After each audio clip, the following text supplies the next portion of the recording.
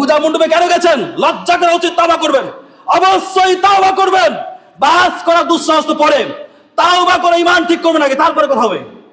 পূজা মণ্ডপে যারা গেছেন, أعوذ بالله من الشيطان الرجيم بسم الله الرحمن الرحيم قل هو الله أحد الله الصمد لم يلد ولم يولد ولم يكن له كفوا أحد।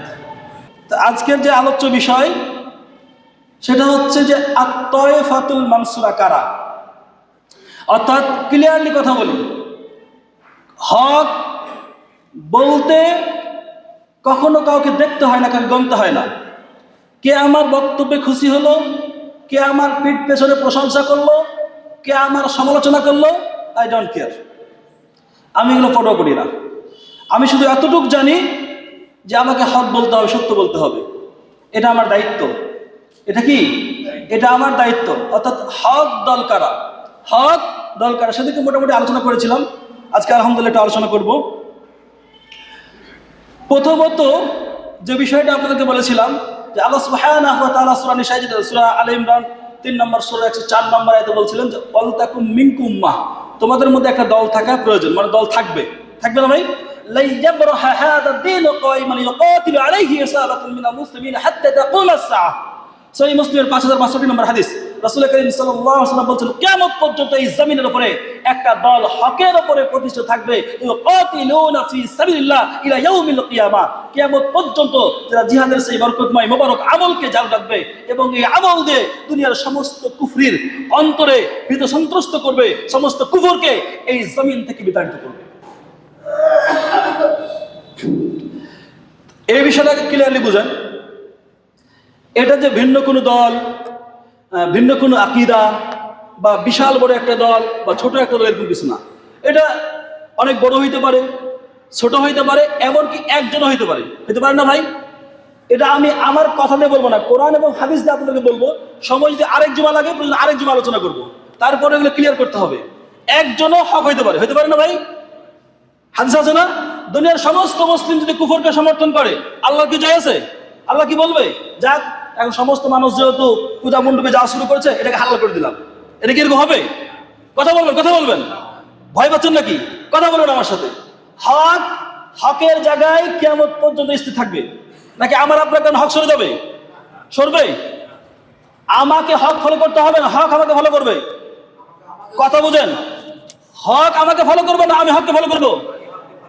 এই তো বুঝতে পারছেন, আমাকে হককে ফলো করতে হবে না, আমি হককে ফলো করবো। কোরআন হাদিস আমাকে ফলো করবে না, আমি কোরআন হাদিস ফলো করবো, নাকি বুঝেন নাই? তো তাবুক যুদ্ধের ইতিহাস পড়বেন, এখন ইতিহাস বলতে পারবো না। তো তাবুক যুদ্ধ থেকে যখন ফিরছিলেন, 3 জন ব্যক্তি বলছিলেন, দেখবেন রেফারেন্স বলছি, তাফসীর ইবনে কাসির 4 নম্বর খণ্ডের 171 নম্বর পৃষ্ঠা। মা রাআইতু مثل قرائن هؤلاء أرغب بطونا ولا أغضب ألسنا ولا أجغنا عند اللقاء। এই কথাগুলো বলছিল। কথাগুলো বাংলা কি? মা রাআইতু مثل قرائن هؤلاء। আল্লাহর নবী এবং সাহাবায়ে কিরামদেরকে ইঙ্গিত করে বলছিলেন যে এই কারীদের মতো, মানে আমাদের আঞ্চলিক ভাষায় এই মোল্লাদের মতো পেট পূজারী, মিথ্যুক, কাপুরুষ আমি আর কাউকে দেখি নাই। নাউজুবিল্লাহ। কথা একটু বোঝার চেষ্টা করেন ভাই, কথা যদি না বুঝেন, কথা না ঢুকেন, মজা পাইবেন না। তাবুক যুদ্ধ থেকে ফেরার সময় ওরা কি মুসলিম ছিল তখন? ওরা কি তাবুক যুদ্ধ অংশগ্রহণ করে নাই? এখনো নামধারী কিছু মুসলিম আছে না, যে আলেম ওলামাদেরকে নিয়ে ব্যঙ্গাত্মক করে, তুচ্ছ তাচ্ছিল্য করে, করে না? এখনো এই জমিনে আল্লাহর নবীর সামনে গোস্তাই করা হচ্ছে না? এখনো এই জমিনে অনেক শাতেমে রাসূল বুক ফুরে ঘুরছে না? একজন যদি আল্লাহ ওয়ালা আশিকে রাসূল থাকতো, এই জমিনে কোনো শাতেমে রাসূল ঘুরতে পারতো না। তার হিসাব, তার পাওনা তাকে চুকিয়ে দেওয়া হইতো। তো যখন তারা এরকম বলছে, আলোচনা করতেছে, 3 জন ছিল, 2 জন আলোচনা করতেছে, একজন চুপ করেছিল। আল্লাহ সুবহানাহু ওয়া তাআলার সাথে সাথে ওহী করলেন। সূরাতুল মাইদা 5 নম্বর সূরার, সূরাতুত তাওবা 9 নম্বর সূরার 65 এবং 66 নম্বর আয়াত। ওয়ালা ইন সাআলতাহুম, হে নবী আপনি যদি তাদেরকে জিজ্ঞাসা করেন, লা ইয়াকুলুন্না, অবশ্যই তারা বলবে ইন্নামা কুন্না নাখুদু ওয়া নালআবু কুল আবিল্লাহি ওয়া আয়াতিহি ওয়া রাসূলিহি কুনতুম তাস্তাহজিউন। অনুবাদ এরকম, হে নবী আপনি যদি তাদেরকে প্রশ্ন করেন, এই তোমরাই তারা না যে আল্লাহকে নিয়ে, কোরআনকে নিয়ে, আল্লাহ রাসূলকে নিয়ে ঠাট্টা বিদ্রুপ করছিলে? লা ইয়াকুলুন্না, অবশ্যই তারা বলবে ইন্নামা কুন্না নাখুদু ওয়া নালআব। আমরা অনেক সময় বলি না যে কথার কথা, তখন তারা বলবে যেগুলো আমরা ঠাট্টা বিদ্রুপ করছিলাম, কথার কথা বলছিলাম। কি বলছিলাম বলেন তো? কথার কথা বলছিলাম। যদি জানতে না পারতো এই কুচক্রি কি কখনো বলতো? আল্লাহ ওহী করে জানিয়ে দিয়েছেন। তো পেট পেছনে এরকম কথা বলা লোকদের সংখ্যা কম না বেশি? বেশি। অনেক এরকম লোক আছে। তো আল্লাহ সুবহানাহু ওয়া তাআলা বলছেন, লা তা'তাদিরু ক্বাদ কাফারতুম বা'দা ঈমানিকুম, খবরদার কোনো ওজুর পেশ করবে না, খবরদার তোমরা কোনো ওজুর পেশ করবে না, তোমরা ঈমান আনার পরে কুফরি করেছো। ইন্নাফু আন তা'iফাতিন মিনকুম, অবশ্যই তোমাদের মধ্যে একটা দলকে আমি ক্ষমা করব। নুআযযিব তা'iফাতাম বিআন্নাহুম কানু মুজরিমিন, আর আরেকটা দলকে শাস্তি দেব। কথা বুঝতে পারছেন? তখন লোক ছিল কয়টা? কয়টা ছিল বলেন? 3টা। তার মানে কি, যে চুপ ছিল আল্লাহ তাকে ক্ষমা করে বলেছেন। তো কি বলেছেন? একজন ব্যক্তি কথা বলেছেন না তাইফা বলেছেন? বলেন, দল বলেছেন। একইভাবে ইব্রাহিম আলাইহিস সালাম যখন সমস্ত বাতিল গোষ্ঠীর বিরুদ্ধে, মুশরিকদের বিরুদ্ধে দাঁড়িয়ে তাওহীদের দাওয়াত দিয়েছিলেন, তখন ইব্রাহিম আলাইহিস সালামকে একটা মিল্লাত, একটা দল বলে কোরআন আখ্যায়িত করা হয়েছে। তার মানে ক্লিয়ার বুঝবেন যে পুরো দুনিয়ায় যদি একজন মানুষ হকের উপর থাকে তিনি হক। কথা বুঝতেন? প্রয়োজন আমরা তার অনুসরণ করবো, তার কাছে থাকবো, তারপরে বাতিলের কাছে যাওয়া যাবে না। যে এখন অনেকেই সব বাতিলের পক্ষে ঝুঁকে পড়েছে, সব বাতিলকে সমর্থন দিচ্ছে, বাতিলকে সমর্থন না দিলে আমার কি হবে, এই সমস্ত ভুয়া কথাবার্তা দিয়ে ইমানের উপরে অন্তত টিকে থাকা যাবে না। অন্তত কি ইমানের উপরে টিকে থাকা যাবে না। রাসূল সাল্লাল্লাহু আলাইহি ওয়াসাল্লাম স্পষ্ট এই বিষয়টা ক্লিয়ার করেছেন যে রাসূল সাল্লাল্লাহু আলাইহি ওয়াসাল্লামের একজন আজাদকৃত গোলাম ছিল, নাম সাউবান রাদিয়াল্লাহু তাআলা আনহু। তিনি বলছেন যে রাসূল বলছেন, লা তাযালু তাইফাতুম মিন উম্মতি যাহিরিনা আলাল হক লা ইয়াদুররুহুম মান খাযালাহুম ওয়া হুম কাযালিক। কোন হাদিসে, এই হাদিসে আছে যে ইউকাতিলুনা ফি সাবিলিল্লাহি ইলা ইয়াউমিল কিয়ামা। কোন হাদিস আছে যে ইউকাতিলুনা মা মাসিহ ইবনে মারইয়াম, যে তারা মসিহ ইবনে মারইয়ামের সাথে একত্রিত হয়ে কি করবে? দাজ্জালের বিরুদ্ধে যুদ্ধ করবে। সেম একই হাদিসগুলো আছে। তো রাসূল বলছেন যে কিয়ামত পর্যন্ত আমার উম্মতের একটা দল যাহিরিনাল হক, হকের উপরে প্রতিষ্ঠিত থাকবে।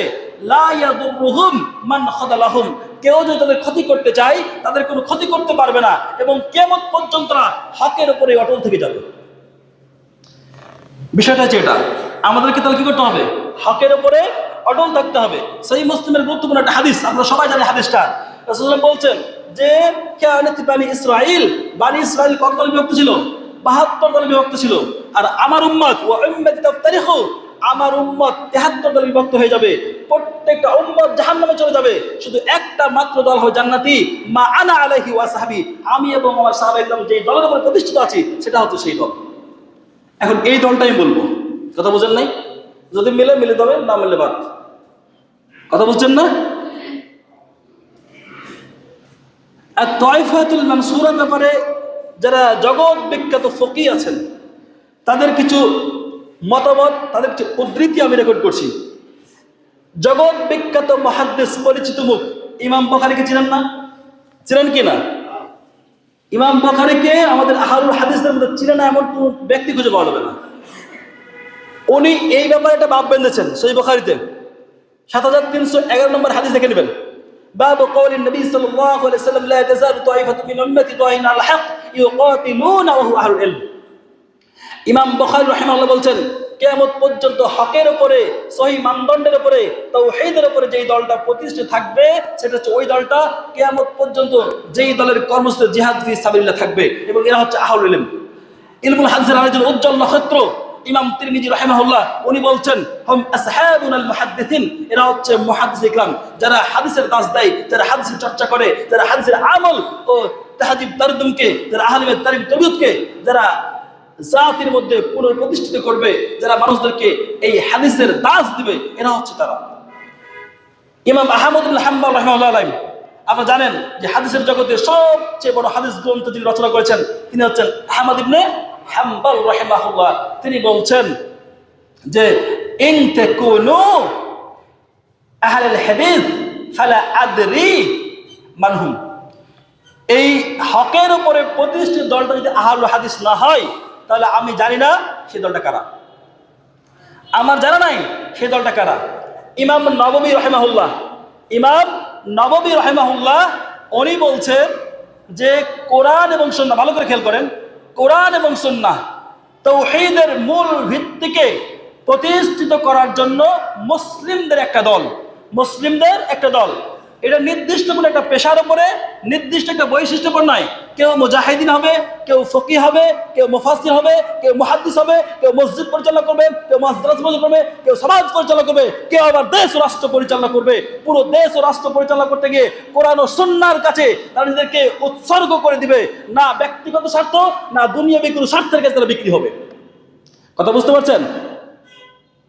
হক দলের যে বৈশিষ্ট্য, এরা পুরো জমিনে হক প্রতিষ্ঠা মানে তাওহীদ প্রতিষ্ঠা করতে এবং তাওহীদ বহির্ভূত সমস্ত বাতিল শক্তিকে এই জমিন থেকে বিতাড়িত করার প্রশ্নে এরা এক ওয়াদ, এরা কি এক সুতোয় গাঁথা মালার মতো। যখন তাওহীদ প্রতিষ্ঠার প্রশ্ন আসবে এবং তাওহীদ বহির্ভূত মুশরিকদেরকে উৎখাত করার প্রশ্ন আসবে, তখন এরা কোনো ভিন্ন চিন্তা করবে না, এরা সবাই একই চিন্তায় অটল থাকবে। কথা বুঝেন নাই? এখন কি হচ্ছে দেখবেন, তথাকথিত ইসলামী দলগুলো স্বার্থ পেলেই কেটে পড়বে। এরা হচ্ছে স্বার্থ পূজারী। কি বলেন? স্বার্থ পূজারী। এরা স্বার্থ নাই খুঁজে পাবেন না, স্বার্থ নাই খুঁজে পাবেন না। এই জন্য ভাই সাবধান, ইমান বিক্রি করে জান্নাত হারা যাবে না। মুমিনদের সবচেয়ে বড় স্বার্থ হচ্ছে জান্নাত। আমরা জান্নাতের স্বার্থে নিজেকে উৎসর্গ করেছি, দুনিয়ার কোনো স্বার্থে নয়। কি বলেন?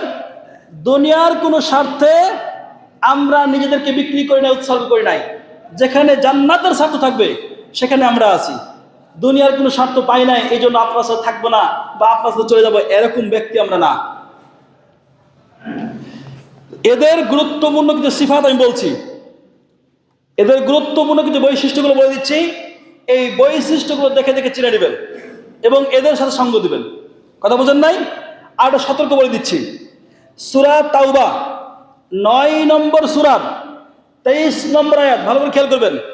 ইয়া আইয়ুহাল্লাযীনা আমানু লা তাত্তাখিযু আবাআকুম ওয়া ইখওয়ানাকুম আউলিয়া ইন ইসতাহাব্বুল কুফরা আলাল ঈমান ওয়া মান ইয়াতাওয়াল্লাহু মিনকুম ফাউলাইকা হুমুজ জালিমুন।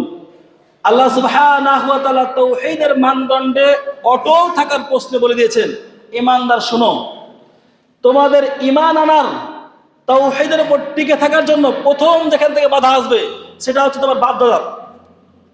আর আমাদের সমাজে এই কথাটাই বলে যে বাপ দাদার আমল থেকে টিকে আসছে, আবার মা চাচিরা বলে কি দাদা আমল থেকে। আমি একজন আমার খুব ঘনিষ্ঠ আত্মীয়কে বলতেছি যে এই সমস্ত ভোট ভাট দেওয়া যাবে না, ইমান চলে যাবে। তো উনি বলছেন যে যদি এটা দাদা আমল চলে আসছে। আমি বললাম যে আপনি কি দাদা আমলের ইতিহাস জানেন? তো শুনে আসছি। তো শোনা কি সব কথা ঠিক?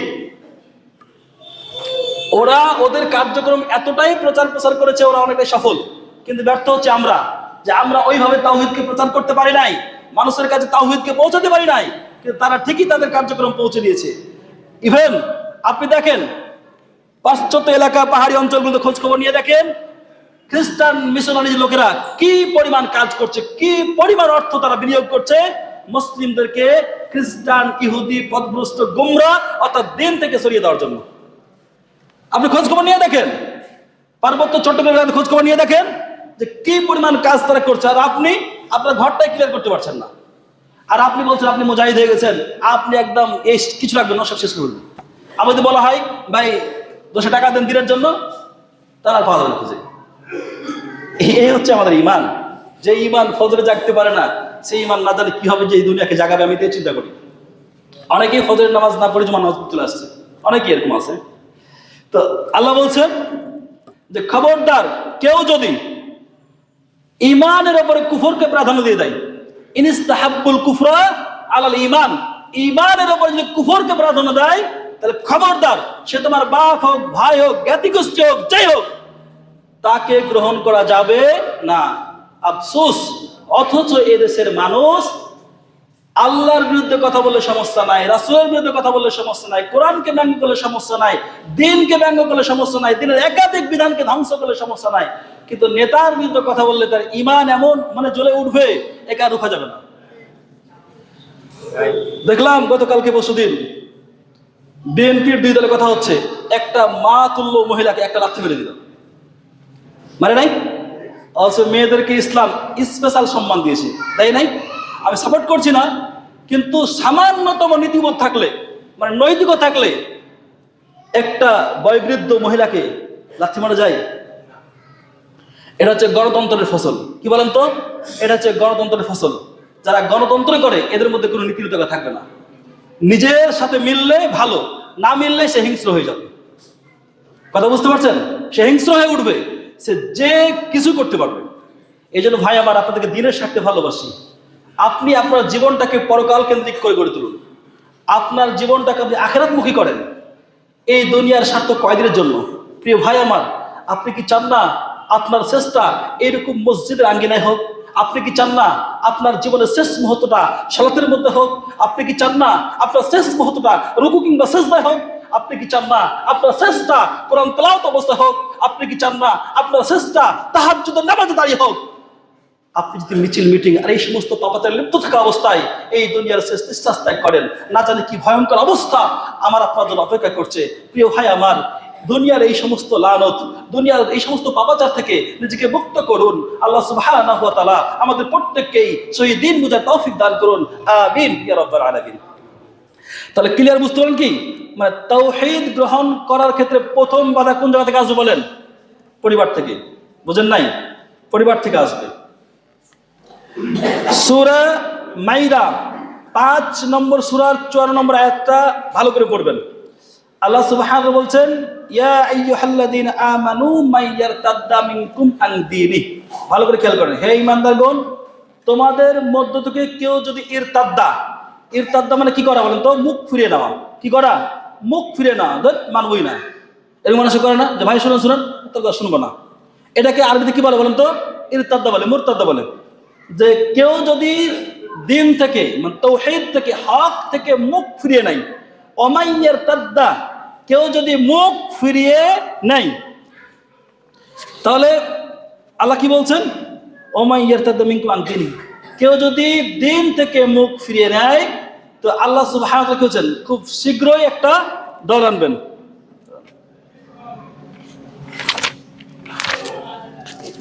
ইয়া আইয়ুহাল্লাযীনা আমানু মাইয়ারতাদ্দা মিনকুম আন দীনি ফাসাউফা ইয়াতিল্লাহু বিকুম, ফাসাউফা ইয়াতিল্লাহু বিকুম, খুব শীঘ্রই আল্লাহ আনবেন কওমুন। কওমুন মানে কি বলেন? একটা দল। কি বলেন? কওমুন মানে কি? দল না?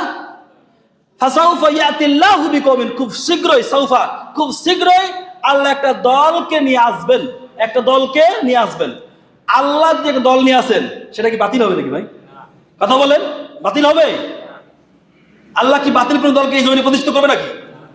আল্লাহর দেওয়া দল কি পূজামণ্ডপে ডুবে যাইবে? আল্লাহর দেওয়া দল কি আমার নেতা, তোমার নেতা, পাতি নেতা স্লোগান দেবে? বলেন, আল্লাহর দেওয়া দল কি এই তথাকথিত দুনিয়ার কোন স্বার্থের কাছে বিক্রি হবে? বলেন, বিক্রি হবে? সাহাবায়ে কেরামের বিক্রি হয়েছে, নবী রাসূল বিক্রি হয়েছে, যুগে যুগে সালফে সালিহিনের বিক্রি হয়েছে।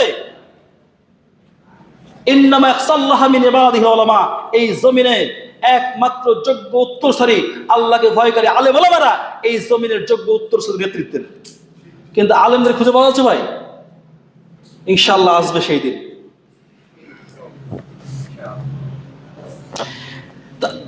যেই দলটাকে আল্লাহ নিয়ে আসবে, ওই দলের 1 নম্বর বৈশিষ্ট্য ভালো করে খেয়াল করেন, ইউহিব্বুহুম ওয়া ইউহিব্বুনাহু, আল্লাহ তাদেরকে ভালোবাসবে আর তারাও আল্লাহকে ভালোবাসবে। এই প্রশ্নে আমরা সবাই একমত। এবং পৃথিবীতে যত দল এই পর্যন্ত এসেছে সবাই এটা বলে, বলে না? সবাই বলে যে আমরা তো আল্লাহকে ভালোবাসি, আর আল্লাহ তো আমাকে ভালোবাসি। আল্লাহ যদি আপনাকে ভালোবাসতো, আল্লাহ যদি আপনাকে ভালোবাসতো, অন্তত আপনাদের এই কাজটা হইতো না যেটা আপনারা করতেছেন। তো যাই হোক, এটা ধরে নিলাম যে ঠিক আছে, আলহামদুলিল্লাহ আমরা আল্লাহকে ভালোবাসি, আপনাদেরকে আল্লাহ ভালোবাসেন। 2 নম্বর আছেন, এই সিফাতগুলো মনে রাখবেন, এই সিফাতগুলো মনে রাখবেন। 2 নম্বর দেখেন যে আযিল্লাতিন আলাল মুমিনিন আইজ্জাতিন আলাল কাফিরিন। আল্লাহ যেই দলটাকে আনবেন, আপনি যেই দলটা করবেন, যে দলটা আপনাকে করতে বলছি, আমি যেই দলটার সাথে থাকতে বলছি, যে আযিল্লাতিন আলাল মুমিনিন আইজ্জাতিন আলাল কাফিরিন। আযিল্লাতিন আলাল মুমিনিন, এরা মুমিনদের প্রতি কি হবে? কোমল হবে। মুমিনদের প্রতি কি হবে? নরম হবে। একই হবে কঠোর হবে বাতিলের বিরুদ্ধে। বলেন, বাতিলের বিরুদ্ধে। আল্লাহর নবী ফাতে মক্কা খানায় কাবা, যেদিকে মক্কা বিজয় করলেন, সেদিন কি করছিলেন? যতগুলো কাজ করেছিলেন তার মধ্যে উল্লেখযোগ্য একটা কাজ ছিল, খালিদ বিন ওয়ালিদকে হুকুম করলেন। করেন নাই? কি বলেন? জাআল হক ওয়া যাহাকাল বাতিল ইন্নাল বাতিলা কানা যাহুকা। হক চলে এসেছে, মিথ্যা বিতাড়িত হতে বাধ্য, বাতিলের থাকার কোনো জায়গা থাকবে না। এতরাত করলেন, আর খানায় কাবা থেকে একটা দুইটা নয়, 360টা মূর্তিকে লাথি মেরে ভেঙে ভেঙে সেখান থেকে বিতাড়িত করলেন। আর আপনি দায়িত্ব নিচ্ছেন এই মূর্তিকে পাহারা দেওয়ার, মূর্তিকে প্রোটেকশন দেওয়ার দায়িত্ব নিচ্ছেন। ভাই আমার, বুঝি না আপনি কোন ইলমিয়াত গ্রহণ করেছেন, কোন শিক্ষা গ্রহণ করেছেন, কোন ভার্সিটিতে পড়াশোনা করেছেন। আরে সাহাবায়ে কেরাম তো কোনো ভার্সিটিতে পড়াশোনা করে নাই। সাহাবায়ে কেরামদের জীবনে একটা মাত্র সাবজেক্ট ছিল এই কোরআনুল কারীম। এই কোরআন পড়ে তারা জাহেলিয়াতকে কবর দিয়ে তাওহীদের এক অনন্য দৃষ্টান্ত স্থাপন করেছিলেন। এই কোরআন তোমার জীবনে নাই কেন বলেন? সাহাবায়ে কেরামদের জীবনে কোনো সাবজেক্ট ছিল ভাই? ওরা কোনো ইউনিভার্সিটিতে পড়াশোনা করেছে? যেই লোকগুলোর নিত্য দিনের সঙ্গী ছিল পাপাচার, যারা জীবন্ত মেয়েদেরকে কবর দিয়ে দিত, মাদান নারী যাদের নিত্য দিনের সঙ্গী ছিল, এই কোরআনের সংস্পর্শে এসে এরা নারীদের সতীত্বের পাহারাদার হয়ে গেল, জমিন থেকে সমস্ত পাপাচারকে বিতাড়িত করলো। আর আপনি কোন ভার্সিটিতে পড়াশোনা করছেন, কোন সিলেবাস ফলো করছেন? এতগুলো সাবজেক্ট পড়াশোনা করে, এত নামি দামি ভার্সিটিতে পড়ে আপনি নিজের নৈতিকতা আর নিজের চরিত্রের হেফাজত করতে পারছেন না। আপনার নিজের চরিত্রের হেফাজত যখন আপনি করতে পারছেন না, আপনি কার চরিত্রের হেফাজত করবেন বলেন? কথা কি বুঝতে পারছেন? তো এরা বাতিলের প্রতি কি হবে বলেন? কঠোর হবে। ওয়াগুলুদ আলাইহিম, কোন আয়াত না? হে নবী, আপনি তাদের প্রতি কঠোর হবেন এবং তাদের বুঝতে পারে প্রয়োজন আপনি ডিক্লার দিবেন, তুই নামাজ পড়িস না, এই জন্য তোর সাথে কথা বলবো না। তোর এই পাপের কারণে, এই পাপ যদি না ছাড়িস, তোর সাথে বন্ধুত্ব সম্পর্ক থাকবে না। ক্লিয়ার কথা বলতে হবে, কোনো গড়িমসি না। ইসলাম কোনো গড়িমসিকে সাপোর্ট করে না। কথা বুঝতে পারছেন? আপনি দেখেন সূরাতুল ফাতাহ 48 নম্বর সূরার 29 নম্বর আয়াত দেখবেন, মুহাম্মাদুর রাসূলুল্লাহ, মুহাম্মাদুর রাসূলুল্লাহ والذين معه أشداء على الكفار رحماء بينهم تراهم ركعا سجدا يبتغون فضلا من الله ورضوانا سيماهم في وجوههم من أثر السجود। ভালো করে দেখেন, মুহাম্মাদুর রাসূলুল্লাহ ওয়াল্লাযিনা মাআহু আশিদ্দাউ আলাল কুফার, মুহাম্মদ সাল্লাল্লাহু আলাইহি সাল্লাম এবং তার সঙ্গী সাথীগণ। কথা বুঝতে পারছেন ভাই? আশিদ্দাউ আলাল কুফার, কুফারদের মধ্যে কি বলেন? আশিদ্দা, অত্যধিক কঠোর। শুধু কঠোর না, অত্যধিক কঠোর। রহমাউ বাইনাহুম, এবং মুমিনদের প্রতি বড়ই কোমল। এরা মুশরিকদের প্রতি কঠোর এবং মুমিনদের প্রতি বড়ই কোমল। তারাহুম রুকআন সুজদান ইয়াবতাগুনা ফাদলাম মিনাল্লাহি ওয়া রিদওয়ানা, আপনি দেখবেন যারা রুকু অবস্থায় থাকবে, এরা সিজদা করবে, ইয়াবতাগুনা ফাদলাম মিনাল্লাহি ওয়া রিদওয়ানা, এরা এই জমিনে আল্লাহর অনুগ্রহ আর আল্লাহর সন্তুষ্টি তালাশ করবে, কোনো নেতার না। বলেন, হকপন্থী দলের বৈশিষ্ট্য কি হবে? এরা এই জমিনে কার অনুগ্রহ তালাশ করবে? কার সন্তুষ্টি? কথা বলেন, কার সন্তুষ্টি? আমি কার সন্তুষ্টি বলেন? নেতার। নেতা একটু আমার দিকে সুনজর দিলেই নেতা হয়ে যাব। কথা বলেন, অস্বীকার করতে পারবেন? একবার হাসামে গেছিলাম, তো ওখানে আমি 3টা প্রশ্ন প্রথমে করেছিলাম। কি বলেছিলাম ভালো করে শুনেন, যে কোরআন পড়া পাপ, নামাজ পড়া পাপ, রোজা রাখাও পাপ। এখন আমার প্রতিপক্ষ লোক তো খেপে গেছে যে আমি তো নাস্তিক হয়ে গেছি। কোরআন পড়া পাপ মিয়া কি বলেন, নামাজ পড়া পাপ মিয়া কি বলেন, রোজা রাখাও পাপ? তা বলে হ্যাঁ পাপ। এখন বললাম যে উত্তর না দেওয়ার আগ পর্যন্ত যদি কোনো মানে ইয়া করেন, মানে মিন করেন, তাহলে তো ভুল করবেন। আমার আগে কথা শেষ হতে হবে, তাই না? ওই যে লা তাকরাবুস-সালাহ আছে না, যে সালাতের ধারে কাছে যাইও না, আল্লাহ তো কইছে, কিন্তু অন্ত সুগার এটা কইব না। তো আরে বললাম যে ঠিক আছে, আমার কথাকে শোনেন, ক্লিয়ার করে শোনেন। তো নামাজ পড়া পাপ কেন? আমি বললাম ভাই 3টা জায়গায় নামাজ পড়া পাপ না ভাই, নিষেধ না ভাই, টয়লেটে নামাজ পড়া যাবে? এখন তো আপনি বুজুর্গি দেখায়া যে এখন প্রসাব করতেছি, পায়খানা করতে সময় নষ্ট না করে নামাজ নিয়ত করলাম, নামাজ পড়া শুরু করলাম, না কি হবে? নিষিদ্ধ সময় আছে না, নামাজ পড়া যাবে? ওইখানে যদি নামাজ পড়েন বুজুর্গানি দেখায়া, নাকি আমার পাপ হবে? আপনিও কোন পাপ হবে, ওই ভাইও কিন্তু কয় হ্যাঁ পাপ হবে। তাই আমি বললাম এরপরে কোরআন তেলাওয়াত, রুকু সেজদাতে কোরআন তেলাওয়াত করা যাবে ভাই? এখন যদি আপনি বলেন যে না সেজদাতে সব চাইতে নিকটবর্তী জায়গা আল্লাহর, এখন আপনি কোরআন তেলাওয়াত করি, রুকুতে একটু কোরআন তেলাওয়াত করি, তেলাওয়াত করা যাবে? বলেন তেলাওয়াত করা যাবে? কোন নাপাক জায়গায় কোরআন তেলাওয়াত করা যাবে? তা আপনি যে বললেন আলহামদুলিল্লাহ 15 বছর পর আমি পূজা মণ্ডপ আসতে খুব খুশি, বলে নাই? বলছে কিনা? এরপর 3 নম্বর বললাম ভাই রোজা রাখা পাপ, তো কেমনে? আমি বললাম ভাই বছরে 5 দিন তো রোজা রাখা হারাম। এখন যদি আপনি বলেন যে মাশাআল্লাহ কুরবানির দিন, ঈদের দিন বা ঈদুল ফিতরের দিন, ঈদুল আজহার দিন আমি রোজা রাখবো, নাকি হবে? নাকি হবে কি? পাপ হয়ে যাবে না ভাই? পাপ হয়ে যাবে।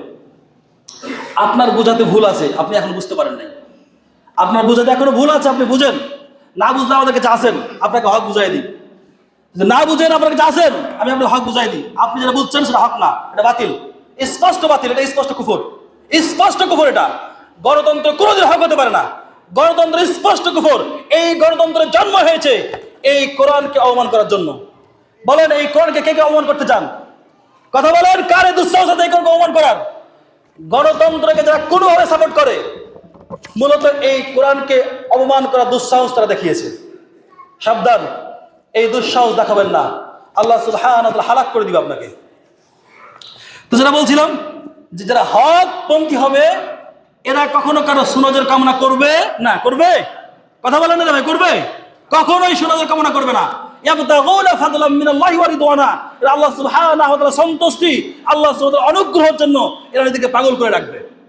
আর এটা কি দেখেন, সীমাহুম ফি উজুহিহিম মিন আতারিস সুজুদ, এবং দেখবেন যারা আল্লাহ সুবহানাহু ওয়া তাআলার আদেশ হুকুম আহকাম পালন করতে গিয়ে, সালাত আদায় করতে গিয়ে এদের কপালে দেখবেন কালো দাগ থাকবে। কিন্তু আফসোস, এই উম্মার কপাল কালো হয় না, কালো হয় ঠোঁট। কথা মানে বুঝেন নাই? এই উম্মার কি কপাল কালো হয় না, কালো হয় কি ঠোঁট। বুঝতে পারছেন? ইশারায় জ্ঞানীর জন্য যথেষ্ট। কারণ যেই পরিমাণে বিড়ি সিগারেট খায়, এই বিড়ি সিগারেট খাওয়া লোকগুলো নেতা হচ্ছে, হচ্ছে না? এই গণতন্ত্রের ফসলে বিড়ি সিগারেট খাওয়া লোকগুলো শিক্ষক হচ্ছে, হচ্ছে না? এই বিড়ি সিগারেট মার খাওয়া লোকগুলোই তো আজকে শিক্ষিকাদেরকে ছাত্রীদেরকে কোলে নিয়ে নেতারাজি করছে, করে না ভাই? আমার মন খারাপ করে বাস্তব কথাগুলা প্রতিনিয়ত সমাজে ঘটছে। এগুলো যে গণতন্ত্রের ফসল। এই সমাজে তাওহীদ প্রতিষ্ঠা হইতো প্রকাশ্যে দিবালোকে জুমার সালাতের পরে এই সমস্ত জেনাখোরদেরকে কোমর পর্যন্ত পুঁতে চতুর্দিক থেকে পাথর নিক্ষেপ করে রজম করে দুনিয়া থেকে বিদায় করে দেওয়া হতো। বুঝেন নাই? কিন্তু আছে সেই নিয়ম। আমি যদি কোনো এই কথা বলি আমি উগ্রবাদী হয়ে যাব, আমি সেকেলে হয়ে যাব, আমি মধ্যযুগী হয়ে যাব, আর আপনি জেনা বিচার করবেন, নোংরামি করবেন, লিপটুকুদেরকে বৈধ করে দিবেন, আপনি আধুনিক। বুঝেন নাই? আপনার তথ্য মতে যদি আপনি আধুনিক হন, তাহলে এই পৃথিবীতে সবচাইতে আধুনিক হচ্ছে কুত্তা, কুকুর। ল্যাংটা যদি আধুনিকতা হয় তাহলে কুকুর সবচেয়ে বেশি আধুনিক। এই সমস্ত পাগলামি কথা আমাদেরকে বলতে আসেন না। তো যা কি বললাম, যারা হক হবে, কত হচ্ছে ভাই? টাইম হয়ে গেছে 7। আচ্ছা, একদম সংক্ষেপে শেষ করে দিচ্ছি, করি নাই। তো যারা হক হবে এরা মোমেনদের প্রতি কমল হবে, বাতিলের প্রতি খুব কঠোর হবে। হ্যাঁ, আর 3 নম্বর যে সিফাতটা হবে এদের, এগুলো দেখে নেবেন যে ইউজাহিদুনা ফি সাবিলিল্লাহ, যে এই জমিনকে ফিতনা মুক্ত করতে হলে জিহাদ ফি সাবিলিল্লাহর বিকল্প কোনো আমল নাই। যদি থাকতো তাহলে আল্লাহর নবী পারতেন। বুঝতে পারছেন? যদি জিহাদ ফি সাবিলিল্লাহ ছাড়া এই জমিনকে নাপাক মুক্ত করে দিত, মানে আগাছা মুক্ত করে দিত, তাহলে একমাত্র কে পারতেন বলেন তো? আল্লাহ নবী করতেন। আল্লাহর নবীকে না যাইতে হইতো তাইফে, না বদরে, না অহুদে, না খন্দকে, না তাবুকে। একাধিক যুদ্ধে, একটা নয়, দুইটা নয়, 27টা যুদ্ধের তিনি কমান্ডিং দায়িত্বে ছিলেন। আর ওনার নেতৃত্বে প্রায় 300 যুদ্ধ পরিচালিত হয়েছে এই জমিনকে শুধু ফিতনা মুক্ত করার জন্য। ও মুসলিম উম্মাহ, তোমার রক্তের চাইতে কি আমার নবীর রক্তের দাম কম ছিল? তোমার চেহারার চাইতে কি আমার নবীর চেহারার সৌন্দর্য কম ছিল নাকি? তোমার চাইতে কি আমার নবীর বংশমর্যাদা কম ছিল নাকি? কিন্তু দ্বীনের সাথে এই জমিনকে তাওহীদ প্রতিষ্ঠা করার জন্য যেতে হয়েছে যুদ্ধের ময়দানে, হতে হয়েছে রক্তাক্ত, হতে হয়েছে কখনো বেহুশ, কখনো পাথর বাঁধতে হয়েছে পেটে, শুধু তাওহীদের জন্য, দ্বীনের জন্য। যদি তোমার মতো স্বার্থ পুঁজিরা হয়তো, আল্লাহর নবীকে অফার দেওয়া হয়েছিল, তোমার এক হাতে চন্দ্র আর এক হাতে সূর্য দিয়ে দেওয়া হবে, এই মক্কার অর্ধেক সম্পত্তি ক্ষমতা তোমাকে দিয়ে দেওয়া হবে, এই মক্কার পুরো মক্কা নগরীর সুন্দর সুন্দর রমণীগুলো তোমাকে দিয়ে দেওয়া হবে, শুধুমাত্র তুমি একটা বিষয় থেকে ফিরে আসো, সেটা হচ্ছে তাওহীদ। আমরা সেই শিক্ষা শিক্ষিত। শেষ করে দিচ্ছি। আরেকটা হচ্ছে যে যখন আপনি হকের কথা বলবেন ভাই, তখন অনেক বাধা আসবে, বুঝছেন? তো লা ইয়াখাফু লাওমাতা লাইম, যারা হক হবে, যারা মুমিন হবে, ওরা এই বিপদগুলোকে বিপদ মনে করবে না। আর যারা মুমিন হবে না, তারা ওই বিপদে আত্মসমর্পণ করবে। দরকার না, কি দরকার, আমি কি একলাই মুলবি আছি? কত মুলবি আছে, ওরা বলবে, ওরা করবে, ওরা থেমে যাবে। আর যারা প্রকৃত হক হবে, সে থামবে না, সে কোরআন এবং সুন্নাহকে প্রচার করতেই থাকবে, করতেই থাকবে। ঠিক আছে? তো যা হোক, আরেকটু আলোচনা বাকি থাকলো, ইনশাআল্লাহ সামনে জুমাতে ওই আলোচনা করার পরে নতুন কোনো টপিক নিয়ে আলোচনা করব। সকল ভাইদের প্রতি উদ্যত আহ্বান থাকবে কোরআন এবং সুন্নাহকে বিকৃত না করার জন্য। কোরআন এবং সুন্নাহকে মানে সহিভাবে বোঝার চেষ্টা করবেন, দোয়া করবেন। আল্লাহর নবী সবসময় একটা দোয়া করতেন, কি দোয়া বলেন তো? ইয়া মুকাল্লিবাল কুলুব সাব্বিত কলবি আলা দীনিক, যে হে আল্লাহ, আমার এই অন্তরকে আপনার সন্তুষ্টির উপরে, তাওহীদের উপরে, দ্বীনের উপরে, হুকুমাতের উপরে অটল অবিচল রাখেন। যে কোনো সময় পল্টে দিতে পারে। আল্লাহর নবীর ঠোঁট থেকে এই দোয়াটা আলাদা হইতো না, আর আমি আপনি মুখস্থই করে নিবেন। তো ভাই, আমার দোয়া করি আল্লাহ সুবহানাহু ওয়া তাআলা আমাদের প্রত্যেককেই প্রকৃত সত্য হকটা বুঝার এবং সে অনুযায়ী আমল করার তৌফিক দান করুন। আমিন ইয়া রাব্বাল আলামিন।